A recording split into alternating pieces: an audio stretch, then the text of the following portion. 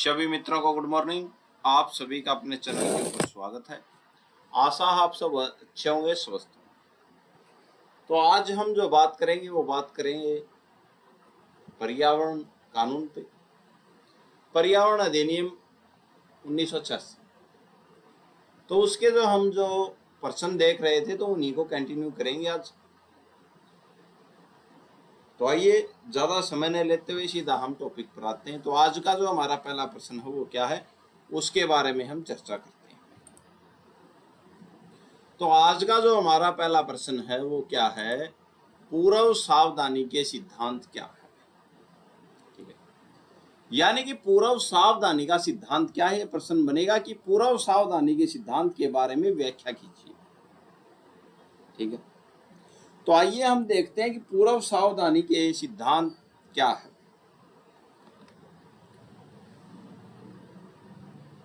पूर्व सावधानी के सिद्धांत का सीधा सा मतलब यह है कि इलाज से पहले परहेज बेहतर है। तो पूर्व सावधानी का मतलब है कि इलाज से पहले परहेज क्या है, बेहतर है। या नुकसान होने के बाद पछताने से अच्छा है कि पहले ही सतर्क हो जाओ। इसे कहते हैं भाई पूर्व सावधानी का सिद्धांत।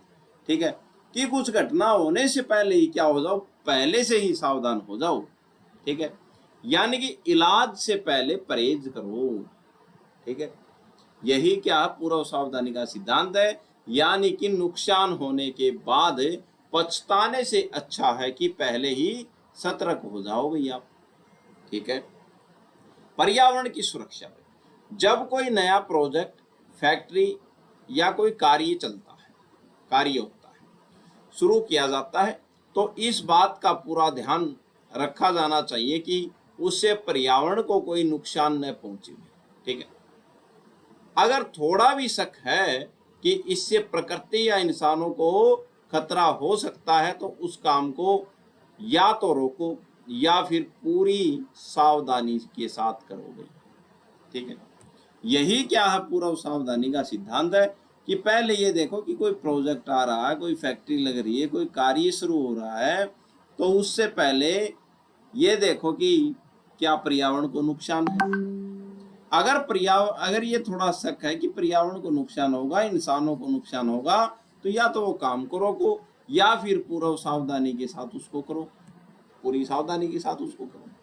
ठीक है, बात नंबर 2, कानूनी इतिहास क्या कहता है। अभी कोर्ट का क्या फैसला था भाई इस पे, पूर्व सावधानी के सिद्धांत पे। ठीक है, पूर्व सावधानी का मतलब एक बार फिर बताते हैं हम, नुकसान होने के बाद पछताने से अच्छा है कि पहले ही सतर्क हो जाओ। यानी कि इलाज से पहले परहेज बेहतर है। ठीक है, कानूनी इतिहास की बात करते हैं तो भारत में इस नियम को सबसे पहले सुप्रीम कोर्ट ने उत्तर प्रदेश प्रदूषण नियंत्रण बोर्ड बनाम प्रो अम्बी नायडू के केस में 1999 में ऐतिहासिक मामले में लागू किया था। ठीक है, कि आप कोई काम करने से पहले ही क्या हो जाओ, सतर्क हो जाओ। ठीक है, जिससे क्या हो, पर्यावरण को नुकसान न हो। नियम का बेस की अगर बात करते हैं, पहले इसे संकट को सहने की अक्षमता कहा जाता था। ठीक है, तो पहले ये जो है सिद्धांत, इसको क्या कहते थे, संकट को सहने की अक्षमता, जिसका मतलब था कि प्रकृति खुद कचरे या प्रदूषण को थोड़ा बहुत सहन कर लेती है। लेकिन बाद में 1972 की स्टॉकहोम धारणा में इसे आधिकारिक तौर पर क्या बोल दिया, पूर्व सावधानी का सिद्धांत मान लिया गया। ठीक है, कि कोई काम करने से पहले सावधान हो जाओ, जिससे क्या है, पर्यावरण को और इंसानों को कोई नुकसान न हो। ठीक है, पहले सोचो फिर करो, प्रकृति की रक्षा करो, भविष्य सुरक्षित करो। यही क्या है, पूर्व सावधानी का सिद्धांत है। ठीक है, तो पहले सोचो फिर क्या करो, फिर करो, प्रकृति की रक्षा करो और भविष्य सुरक्षित करो। यही क्या पूर्व सावधानी का सिद्धांत। आइए अगला जो हमारा प्रश्न है वो क्या है, उसके बारे में हम चर्चा करते हैं। अगला प्रश्न है हमारे पास, संतुलन का सिद्धांत क्या है। प्रश्न बनेगा संतुलन के सिद्धांत क्या है, व्याख्या कीजिए। तो आइए देखते हैं संतुलन का सिद्धांत क्या है, उसके बारे में हम चर्चा करते हैं। सीधा सा मतलब है विकास भी जरूरी है, लेकिन पर्यावरण को बचाए रखना भी उतना ही जरूरी है कि संतुलन बनाए रखना, विकास भी करना है और क्या पर्यावरण को बचाना भी जरूरी है। ये संतुलन क्या बनाए रखना है, दोनों के बीच तालमेल बिठाना ही क्या है, संतुलन है। विकास और पर्यावरण के बीच संतुलन ही सतत विकास की कुंजी है, इस बात को आप ध्यान रखना। ठीक है, तो ये क्या है संतुलन का सिद्धांत कि दोनों पर्यावरण और विकास के बीच हम संतुलन बनाएं, तालमेल बैठाए रखें, इसी को संतुलन कहते हैं। ठीक है, बात नंबर 1, आर्थिक विकास बनाम पर्यावरण। क्या है भाई आर्थिक विकास बनाम पर्यावरण? आज के समय में देश को आगे बढ़ाने के लिए उद्योग, फैक्ट्रियों और विकास के काम कराना बहुत जरूरी है भाई। ठीक है, लेकिन इन सब से प्रदूषण फैलने का खतरा भी उतना ही बढ़ जाता है, तो इसलिए विकास होगा तो क्या है, प्रदूषण पर भी प्रभाव पड़ेगा। ठीक है, सुप्रीम कोर्ट का फैसला क्या है? इस मामले में सुप्रीम कोर्ट ने Bombay drawing and manufacturing company limited बनाम बम्बई एनवायरमेंटल एक्शन ग्रुप 2006 के केस में क्या बात कही थी? तो 2006 के केस में सुप्रीम कोर्ट ने एक ऐतिहासिक फैसला दिया था। क्या बात कही थी? जहां एक तरफ पर्यावरण को बचाना जरूरी है और दूसरी तरफ देश का आर्थिक विकास भी जरूरी है, इसलिए कोर्ट या सरकार को इन दोनों के बीच एक सही संतुलन बनाकर चलना चाहिए। ये बात इस मामले में न्यायालय द्वारा कही गई थी। ठीक है, तो यह है संतुलन का सिद्धांत। नियम का सार क्या है उसके बारे में हम चर्चा करते हैं भैया। ऐसा नहीं होना चाहिए कि विकास के चक्कर में पूरा पर्यावरण तबाह किया जाए, और न ही ऐसा होना चाहिए कि पर्यावरण के नाम पर विकास के सारे काम रोक दिए जाएं। इसलिए दोनों में संतुलन बनाना बहुत जरूरी है, यही संतुलन का सिद्धांत है। दोनों का साथ साथ चलना ही संतुलन का सिद्धांत है। नहीं तो ऐसा होना चाहिए कि विकास के चक्कर में पूरा पर्यावरण कर दे नष्ट, बहुत ज्यादा पेड़ काट करें, और नहीं ये होना चाहिए कि पर्यावरण के चक्कर में हम विकास ही न करें। तो दोनों का संतुलन बनाना बहुत जरूरी है भाई। ठीक है, विकास और पर्यावरण विरोधी नहीं है, बल्कि एक दूसरे के पूरक हैं। सही योजना, तकनीक, नियमों और जागरूकता से हम एक बेहतर भविष्य बना सकते हैं, जहां आर्थिक विकास भी हो और पर्यावरण भी सुरक्षित रहे भाई। संतुलन ही सतत और भविष्य की पहचान है, इस बात को आप ध्यान रखें। ठीक है, यह था संतुलन का सिद्धांत। अगला प्रश्न हमारे पास क्या है उसके बारे में अब चर्चा करते हैं। पोषणीय विकास का सिद्धांत क्या है? पोषणीय विकास का सिद्धांत क्या है, आइए इसके बारे में चर्चा करते हैं। विकास ऐसा होना चाहिए जिससे आज की जरूरतें भी पूरी हो जाएं और आने वाले पीढ़ी के लिए पर्यावरण और संसाधन भी बच जाएं। इसी को कहते हैं पोषणीय विकास का सिद्धांत। ठीक है, कि क्या है, आज की जरूरतें भी पूरी हो जाएं और आने वाली पीढ़ी के लिए भी पर्यावरण और संसाधन बच जाएं। यही क्या है, पोषणीय विकास का सिद्धांत है भाई। आज का विकास, कल का सुरक्षित भविष्य। बात नंबर 1, विकास और पर्यावरण दोनों जरूरी है। ठीक है, देश को आगे बढ़ाने के लिए कारखाने, उद्योग और आर्थिक विकास जरूरी है, लेकिन इसका मतलब यह बिल्कुल नहीं है कि हम प्रकृति और पर्यावरण को पूरी तरह से बर्बाद कर दें। तो दोनों का क्या है, संतुलन जरूरी है। सही विकास वही है जिसमें पर्यावरण की रक्षा भी हो। पर्यावरण की रक्षा के साथ साथ जो विकास किया जाए वो हो क्या है, वही सही विकास है। मद्रास न्यायालय का एक फैसला था। मद्रास हाई कोर्ट का फैसला क्या था?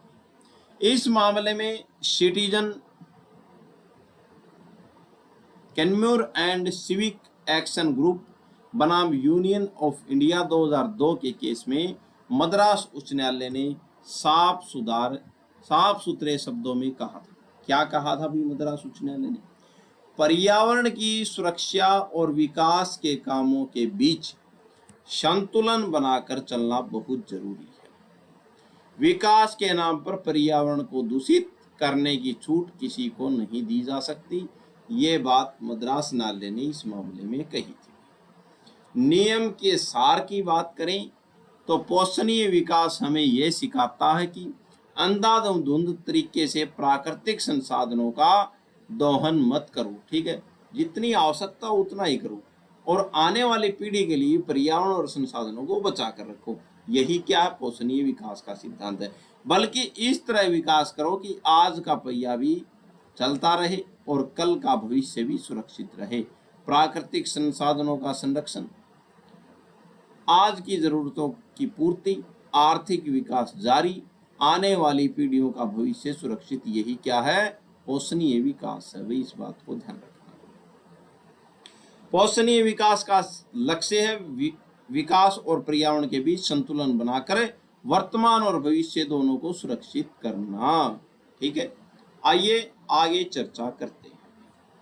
अगला प्रश्न हमारे पास क्या है, प्रदूषक भुगतान करें का सिद्धांत बताइए। प्रदूषक कौन है? जो पर्यावरण को क्या करता है, दूषित करता है, वो है प्रदूषक। बात ये बताइए कि प्रदूषक भुगतान करें का सिद्धांत क्या है। आइए देखते हैं। सीधा मतलब जो प्रदूषण फैलाएगा वही उसकी भरपाई करेगा, जुर्माना भरेगा। भुगतान का मतलब है भरपाई, जुर्माना भरना, भुगतान करना भाई, ठीक है, पैसे देना। कैसे भी करो भाई, वो पैसे से दे सकता है, आगे बताया हुआ क्या बात है।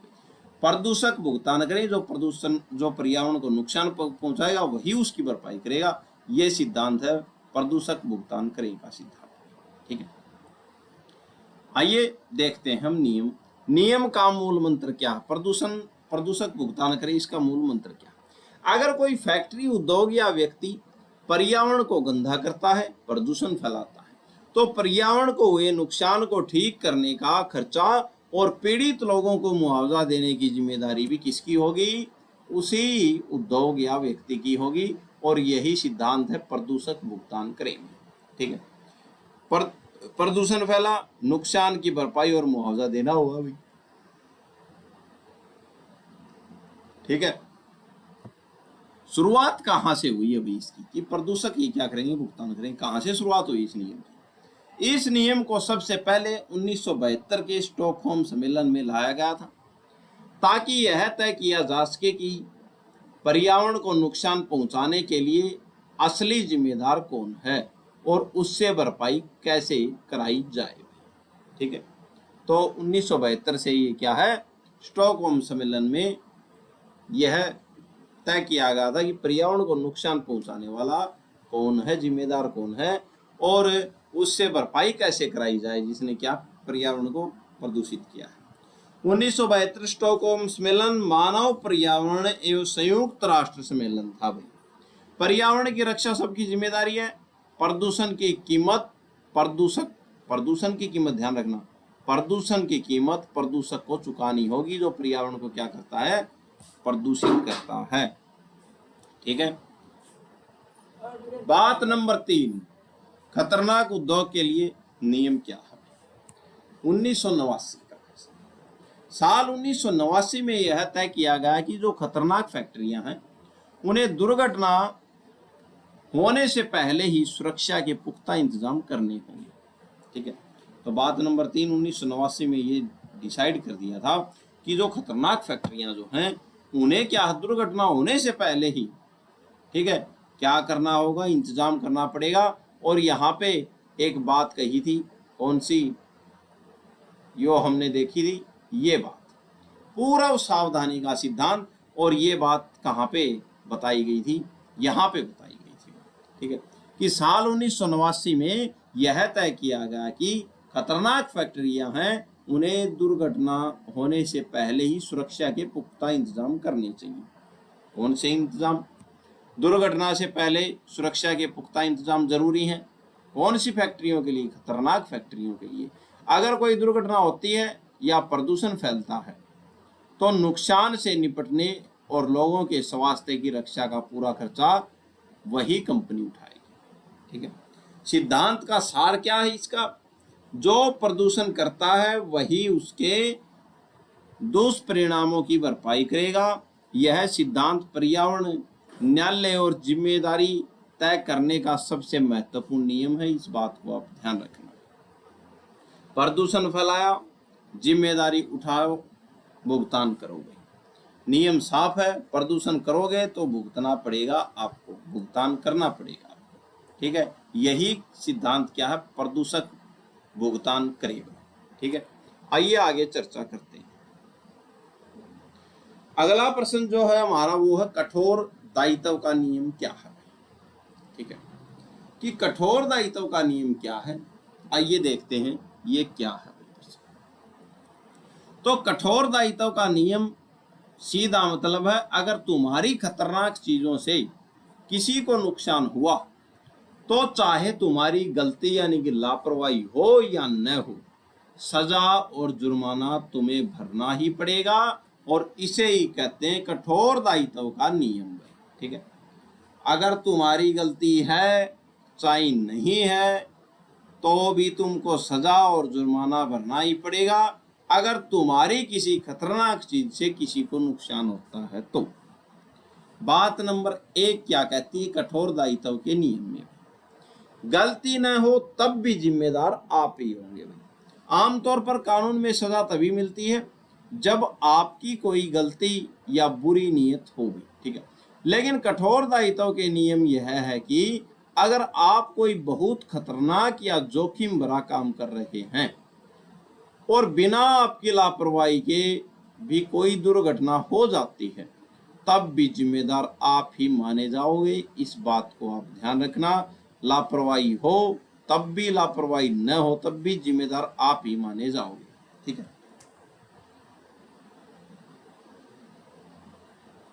आइए आगे चर्चा करते हैं। खतरनाक चीजें क्या हैं, अब यहाँ पे बताया गया है कि खतरनाक चीजें क्या हैं जिनमें आपको कठोर दायित्व का नियम देखने को मिलेगा। बात नंबर 1 आग, बात नंबर 2 गैस, बात नंबर 3 पेट्रोल, बात नंबर 4 विस्फोटक पदार्थ, बात नंबर 5 जहर या ज्वलनशील चीजें ऐसी हैं जिनमें बहुत बड़ा खतरा हो सकता है। अगर आप इन्हें अपने पास रखते हैं या इनका इस्तेमाल करते हैं तो आपकी यह खास जिम्मेदारी है कि आप पूरी सावधानी बरतें। अगर आप सावधानी बरतते हैं या नहीं बरतते फिर भी गैस का रिसाव हो जाता है तो जिम्मेदार आप होंगे। इस बात को ध्यान रखना भाई, चाहे आपने आपकी लापरवाही हो चाहे लापरवाही नहीं हो। ठीक है, खतरनाक चीजें, खास जिम्मेदारी प्लस पूरी सावधानी भाई। ठीक है, आपको दोषी ठहराया जाए। प्रसिद्ध मामले केस की बात करते हैं भाई।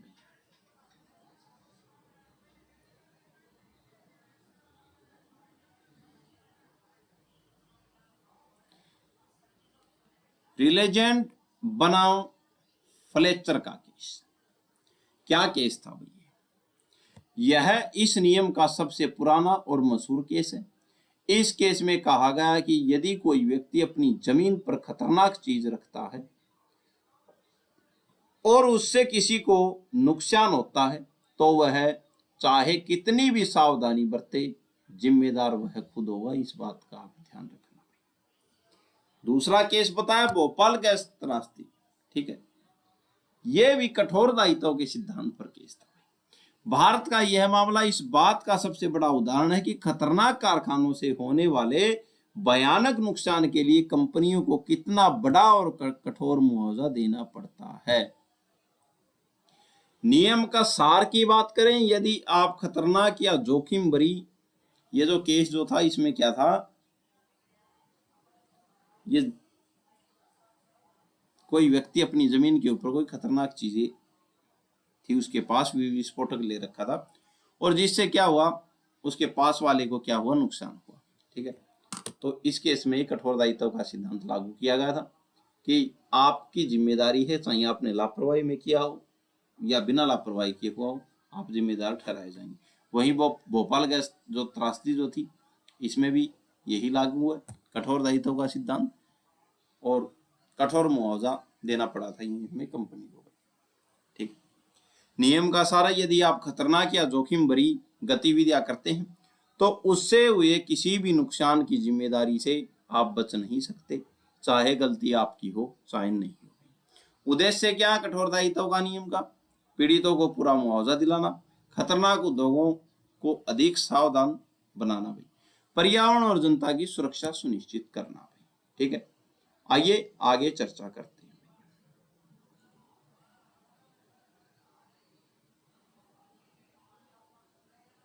ये वही प्रश्न फिर से आ गया, तो आगे चर्चा करते हैं। आइए आज का जो ये जो केस जो है उसको देखते हैं। रिलायंस बनाम फ्लेचर का केस क्या था? कठोर दायित्व का नियम का ऐतिहासिक मामला है। क्या मामला था, आइए इसको देखते हैं। कहानी क्या थी? फ्लेचर थी। फ्लेचर ने जमीन पट्टे पर लेकर कोयले की खान चला रहे थे।